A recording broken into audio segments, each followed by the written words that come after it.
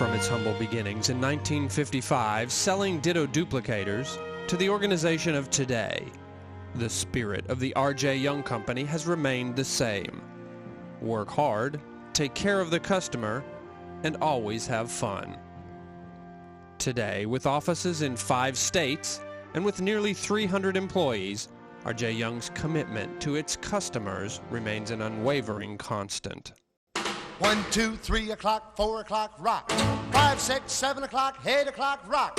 9, 10, 11 o'clock, 12 o'clock, rock. We're gonna rock around the clock tonight. The year was 1955. The year Ray Kroc opened his first McDonald's in Des Plaines, Illinois. And it was the year the Brooklyn Dodgers won their first World Series. A first-class stamp cost just 3 cents, and Bill Haley and the Comets' Rock Around the Clock tops the charts. In Nashville, the L&N Railroad Company operates service out of the booming Union Station.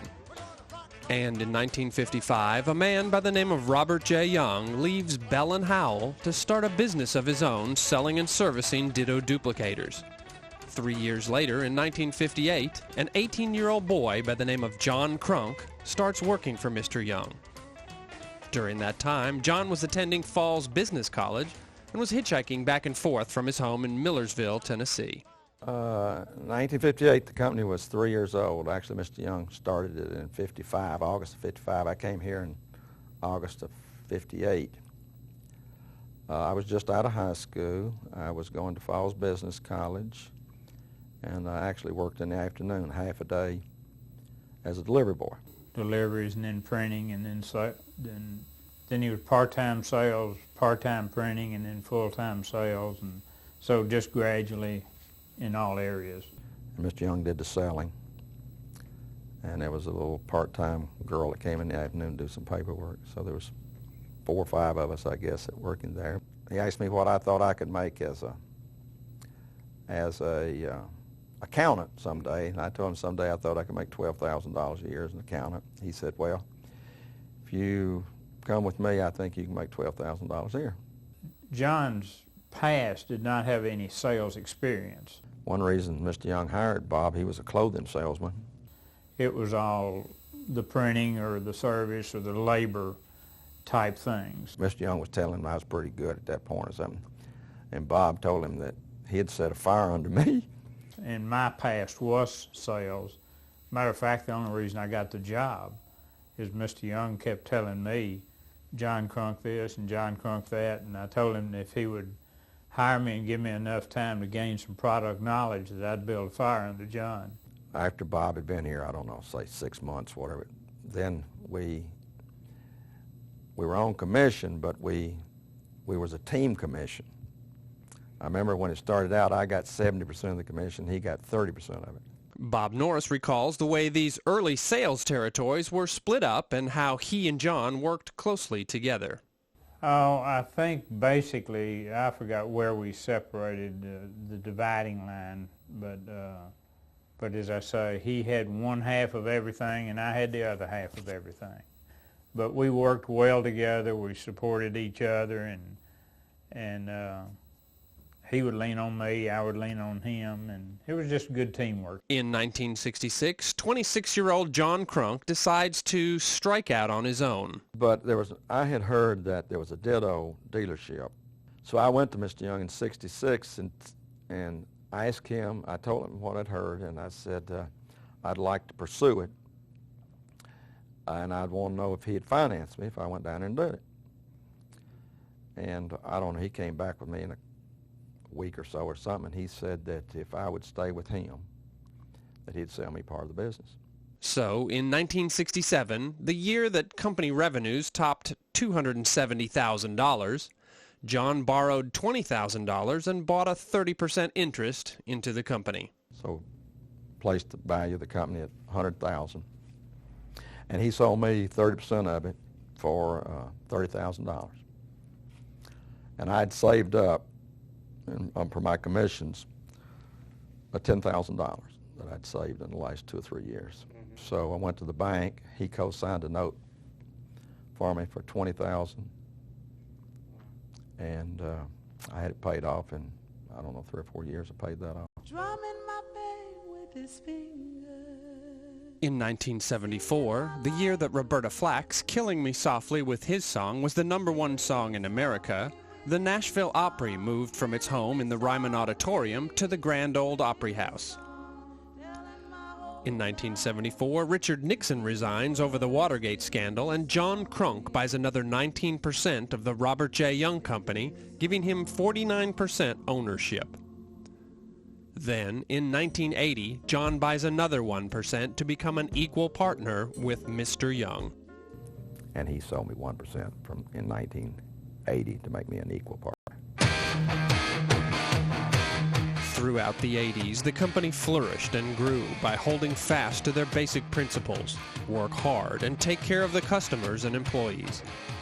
During that time, John came to disagree more and more with the management style of Robert J. Young's son, Bob Jr., who was now playing an active role in running the company. In 1986, John made the decision to either sell his interest in the company or acquire the whole thing. So I told Mr. Young that I was going to either sell out, buy it all, buy the machine division, sell the printing, buy the printing, sell the machine division. Didn't make any difference. I didn't want to be partners with his son. And as it turned out, I bought the machine division and Bob Jr. bought the printing division. Mr. Young never could understand. He never wanted to be over $1 million in business. That's the most he ever wanted to. And he couldn't understand why I did, and I couldn't tell him why I did, except I always thought if I was giving the customer the value for the dollars they spent, and I was treating the employees that helped us get there right, I never did see why we shouldn't have it, rather than Xerox at that time, or it was Taylor Impressions or Electric Business Machines, our competitor, why we shouldn't do it. So I wanted to grow, and he was happy with where he was. And grow they did. Over the next 10 years, from 1986 to 1996, the company tripled its sales revenue to over $23 million. But John was always looking to the future and always wanted the best for his company. So in 1996, John made the decision to hand off the reins of leadership to his son, Chip. Well, full-time I started in June of '87, which is when I got out of school. Unofficially, I started when I was about 8, working here whenever we had snow days, or if we had summer, I'd go 2 or 3 days a week during the summer. Well, he was always nice. The first I remember, he would, actually, it was before he went to work here full-time, he would come in like on Saturdays or in the summer and work. And he was kind of quiet. We never saw a whole lot of him. Well, back then, the sales reps were required or responsible to have some type of vehicle to deliver their own equipment. When I first started as a sales rep in 1981, one of the requirements you had to have was a station wagon because you had to deliver your own equipment. And basically what I would do is when a sales rep would have an equipment to be delivered, I'd go ride with that rep, and we had these little collapsible carts, and me and the sales rep would take these to wherever they needed to go. You know, I remember early on, basically, I felt like I was kind of I was Edgar Lee's assistant, I guess, when I first started off, because I do recall going with him on many occasions to deliver equipment, and it was always an experience. Then he came into high school, and really when he took an interest, I guess, in it was, I'd go back there and he's supposed to be doing things, and he didn't have much interest in it. He told me one time, years later, that Danny Yeomans gave him a job of delivering. When I got here, Chip was, I think he had just turned 16, or shortly after I got here, turned 16 and was going to work in the warehouse during the summers. And he did. He came in and he ran deliveries for us, supply deliveries. You know, the real full job I had, I remember, was when I was 16, when I had a real job. And that is, I was responsible for all supply deliveries. He says, it's your responsibility to get the deliveries out. And he said, once somebody gave me the responsibility, all of a sudden I wasn't just back there hanging around. I had a responsibility to make deliveries. Chip did a great job. He would get, if I remember the numbers right from back then, he would run probably 35, 40 deliveries a day and be back in by 3 o'clock.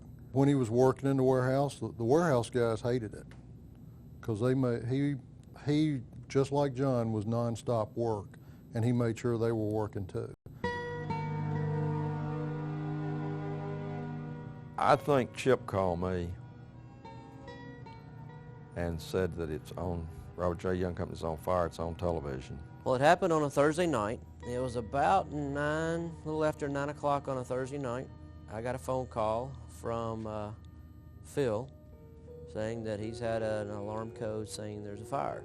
I asked the person that called me, I said, well, do you think I need to go down there? And they said, no, it'll be okay, not a big deal. And I sat there for about 5 more minutes and thinking about it and told my wife, we got to go down there. I got my clothes on and I saw it as I was flashing out the door that it was on television.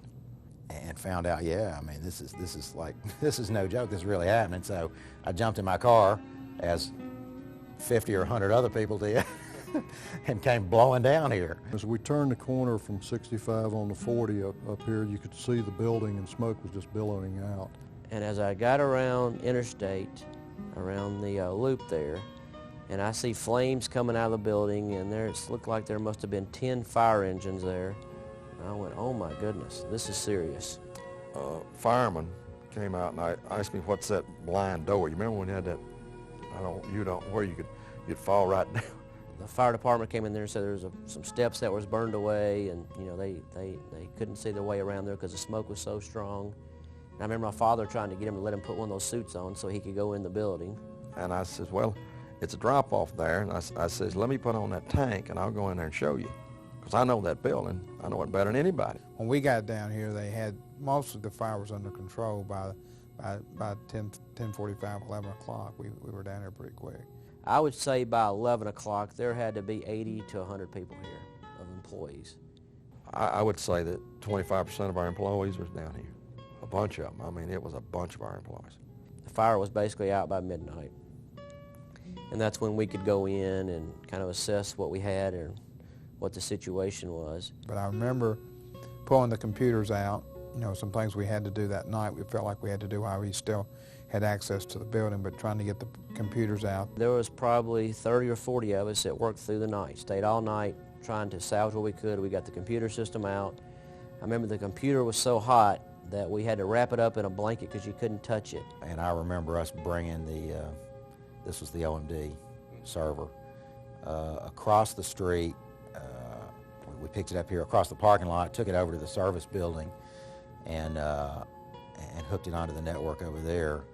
And by George, the thing worked. Stayed up all night and picked through the supply inventory to try to save anything to where we could do business tomorrow. And the next morning, Chip had a meeting out here in the parking lot and told him we're going to start doing business just as usual, and we don't want our customers to know we've had a fire. I got up on the forklift and made a simple statement that says, you know, we've had a situation here. I don't have a plan exactly today what we're going to do, but the one thing I do know is this needs to be an internal problem, and we need to take care of this internally. We need to make sure our customers do not feel this tragedy. And he was speaking from the heart, I believe, and talking about that the fire was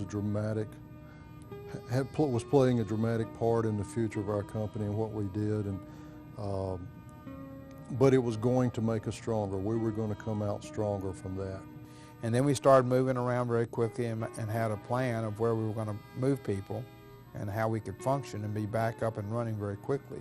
The next morning, they were doing billing. We had to move the computer and get it reset up over in the service building, but we were doing our billing the next morning, and those folks were doing it under some extreme adverse conditions. The interesting thing is by the next morning, I think around 10 o'clock, we were taking service calls, taking customer calls, we were running calls. I mean, it was almost seamless, one of my favorite words. It was almost seamless from a customer perspective. And we pulled that off and then moved into this remodeled facility in July of 1999. So a little bit over a year later, we did get back in this facility. I sold ditto, printing, and mimeograph, and wasn't very good at it. I mean, was pretty bad at it, in fact. But you knew if you'd make enough calls, somebody would want to buy from you. Well, when I first came out of college, we had a junior program, and basically I was a junior sales rep. I made cold calls and set appointments, and that was all I did. I did that for, I don't know, probably 6 months until I got a territory. And frankly, I wasn't very good at it when we first started out. It took me about 1.5 years before it caught on.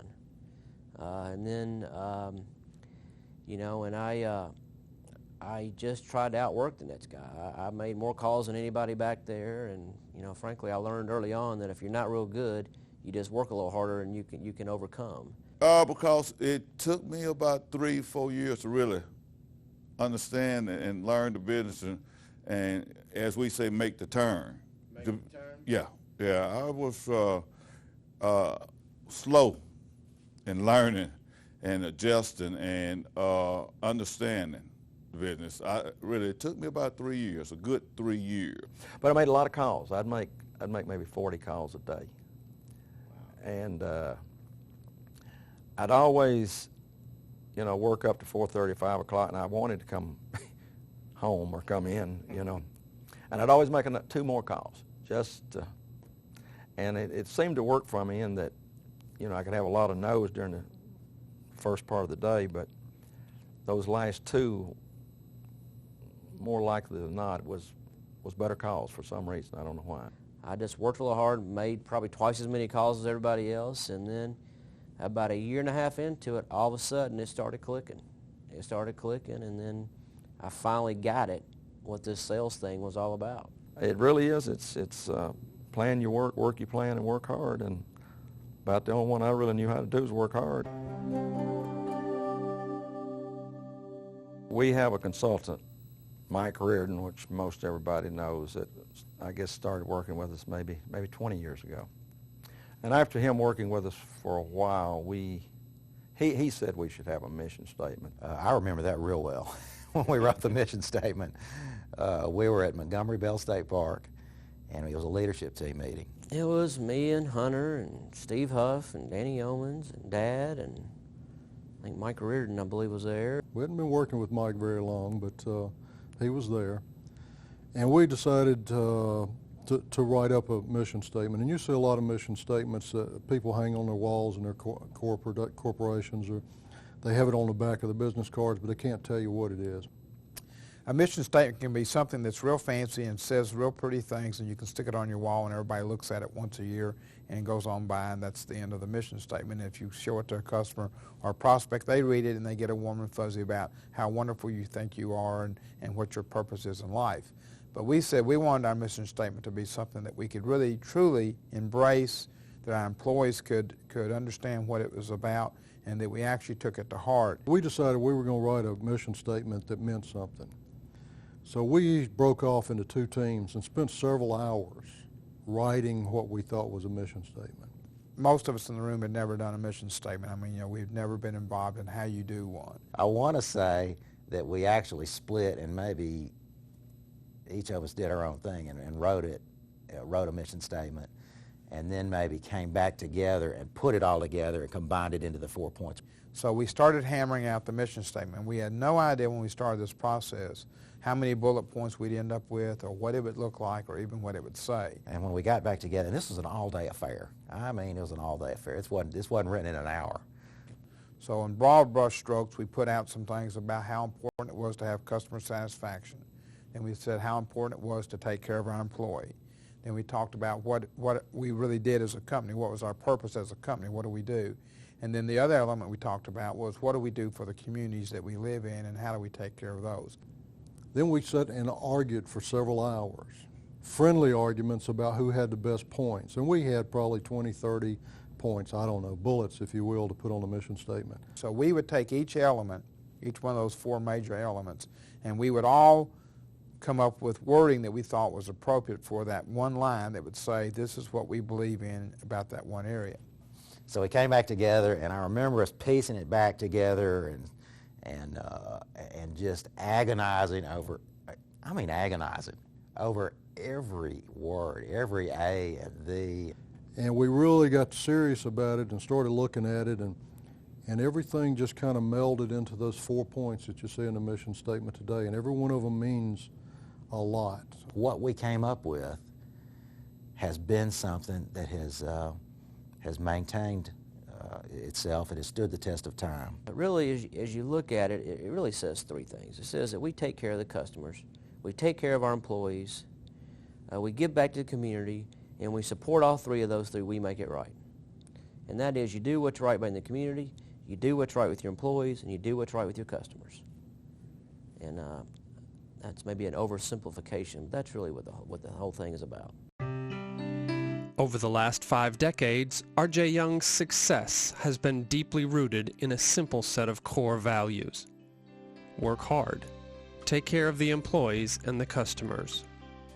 We put a good emphasis, pretty fair emphasis on taking care of our customers. I mean, that's awful important to me. Well, it's the attitudes that are reflected in the mission statement, and to break it down even more simpler is 2 things: taking care of the customers and taking care of the employees.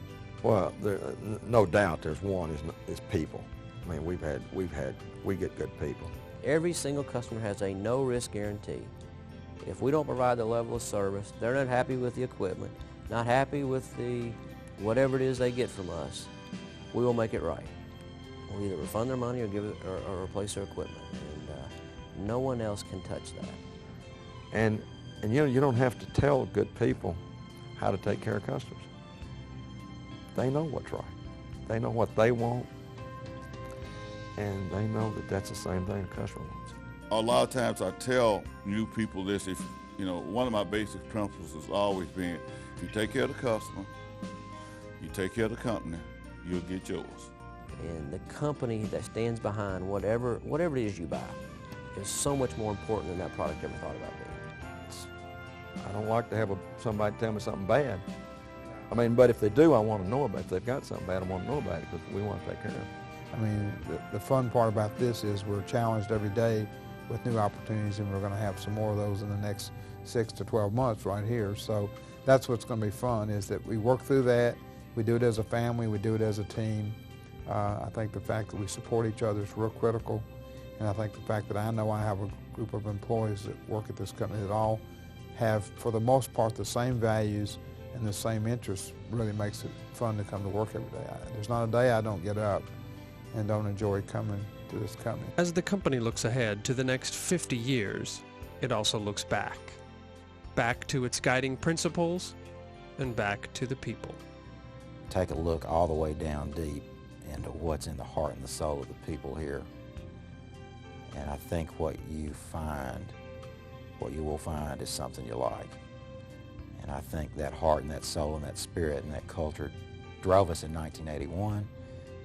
It's still around in 2005, and I predict it will still be here 10 and 15 years from now.